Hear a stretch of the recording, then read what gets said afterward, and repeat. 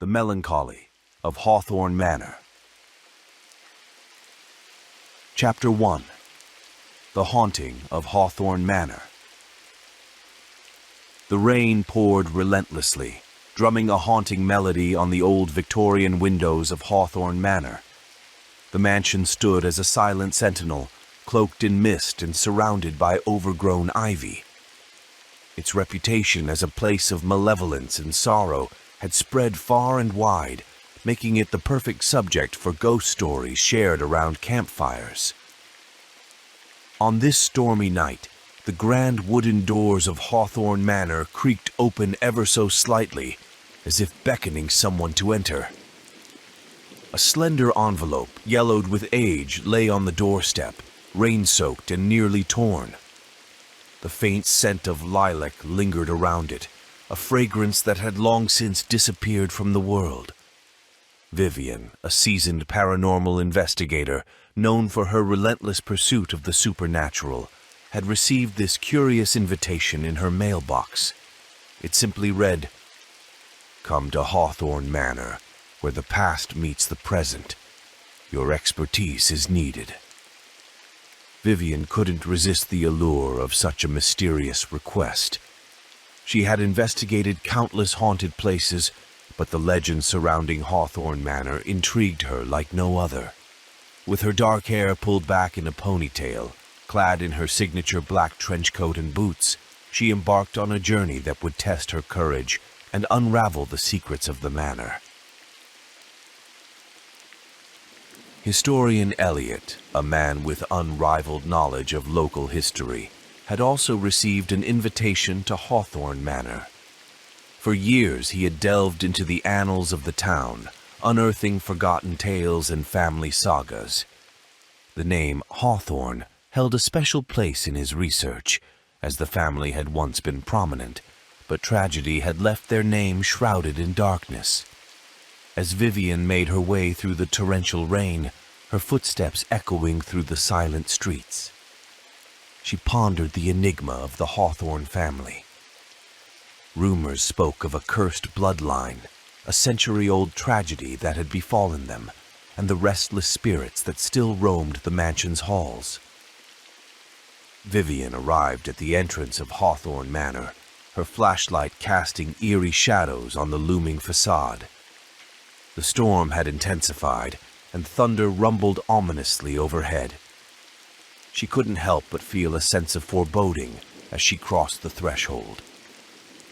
Inside, the manor was dimly lit, adorned with antique furniture draped in dusty sheets.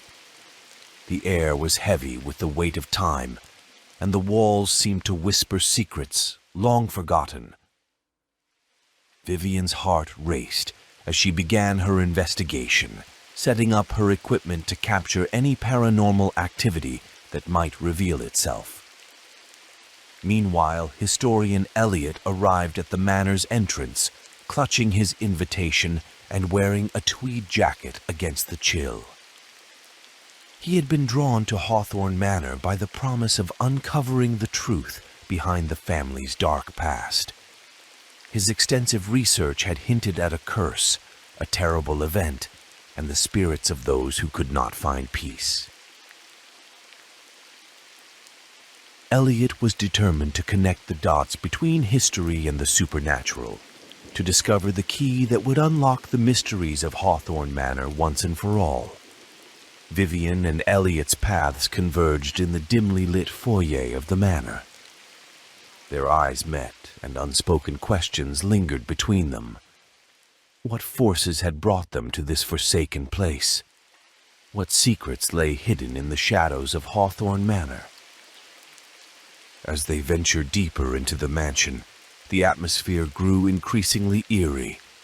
The portraits on the walls seemed to watch their every move, and the floorboards creaked with the weight of unseen entities.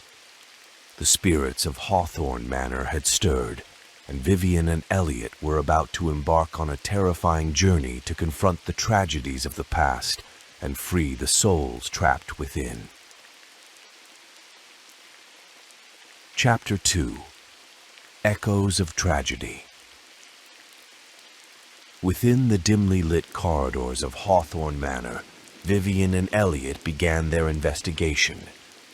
The air was heavy with a chilling silence, broken only by the occasional drip of rainwater leaking through the old roof. As they moved deeper into the mansion, their footsteps echoed ominously, as if they were treading on the very echoes of the past. It didn't take long for the paranormal activity to manifest itself. Flickering candle flames, though long extinguished, danced in the drafty hallways. Eerie whispers filled the air, barely audible but unmistakably present. Vivian's equipment registered spikes in electromagnetic fields and fluctuations in temperature, all signs of supernatural presence. They soon began to see the ghostly apparitions, transparent figures dressed in period clothing, their faces etched with sorrow. The spirits of the Hawthorne family and those who had lived within these walls were reliving their torment, and Vivian and Elliot were thrust into a world where the past bled into the present. Vivian and Elliot watched in awe and horror as the spectral drama unfolded before their eyes. A ghostly family gathered in the grand dining room, their ethereal forms sitting around a long-forgotten dinner table. The dinnerware and glassware clinked together as if by unseen hands, and the specters went through the motions of a dinner party, their expressions eternally etched in sadness.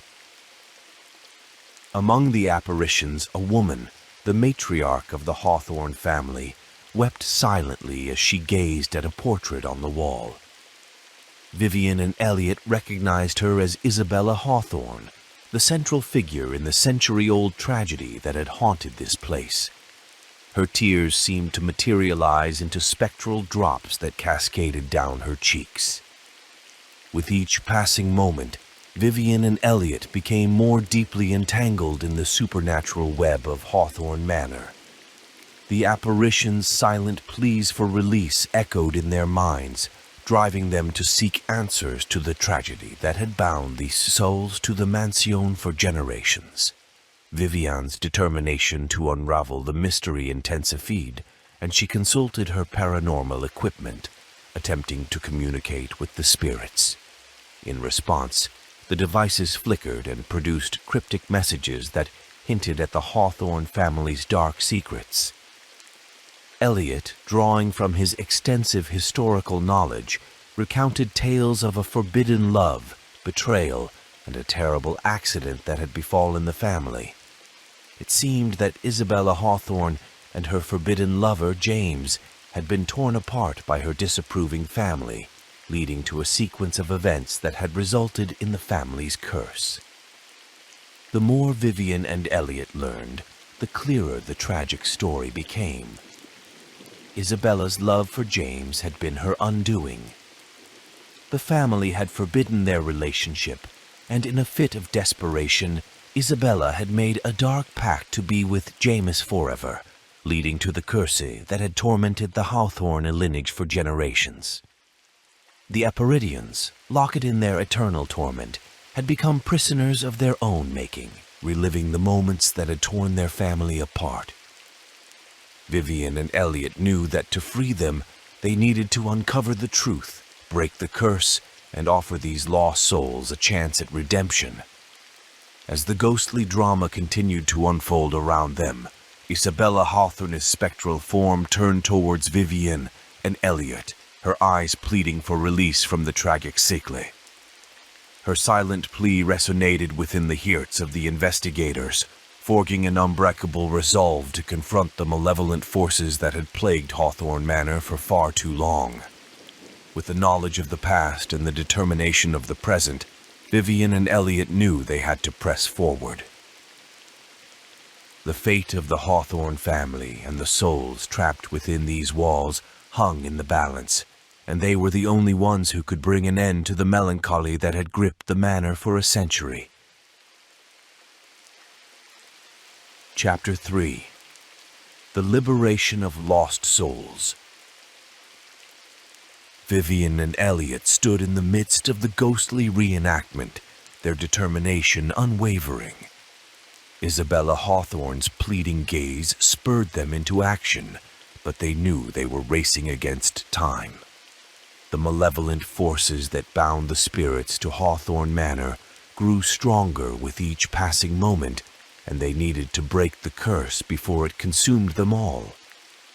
The apparitions continued their haunting performance, and the atmosphere grew more oppressive. It was as if the very walls of the mansion bore witness to their suffering, and the shadows seemed to reach out to grasp the living. Armed with knowledge of the curse's origins, Vivian and Elliot ventured deeper into the labyrinthine mansion. They followed a trail of spectral manifestations, their path illuminated only by the faint glow of their flashlights. The air grew colder, and the whispers of the trapped spirits echoed louder in their ears. They discovered a hidden chamber concealed behind a bookshelf, a room that held the key to breaking the curse. Inside, they found an old journal belonging to Isabella Hawthorne, filled with her desperate writings and incantations she had used in her forbidden pact with dark forces. Vivian and Elliot realized that they needed to confront the malevolent entity that had ensnared Isabella and her family, and they had to do it before the curse could claim them as well. Guided by Isabella's journal, Vivian and Elliot prepared themselves for the final confrontation. They gathered artifacts and ingredients needed for a ritual to banish the malevolent entity and free the trapped souls. In a room filled with flickering candles, they recited incantations and performed the ritual with utmost concentration.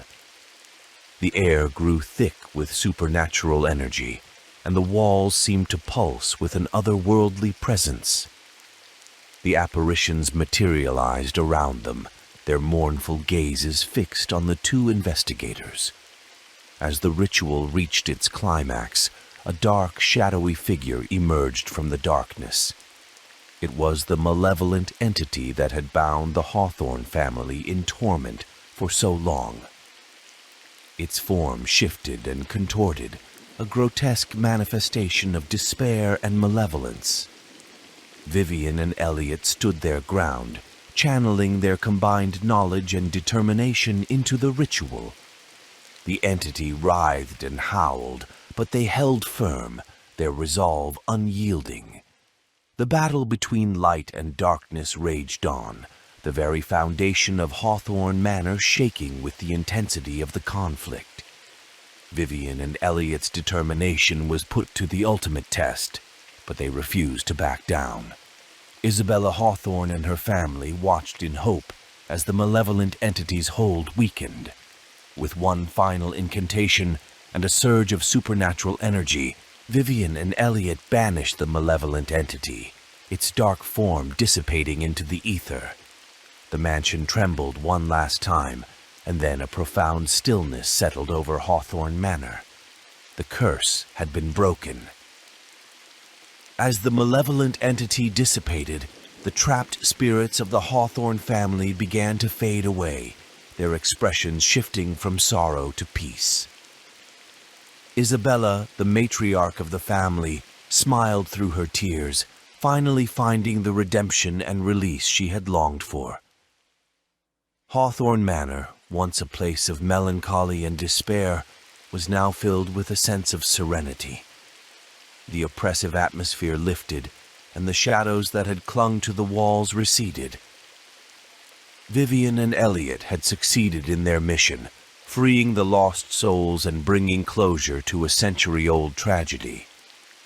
With the curse broken, the manor began to show signs of life once more.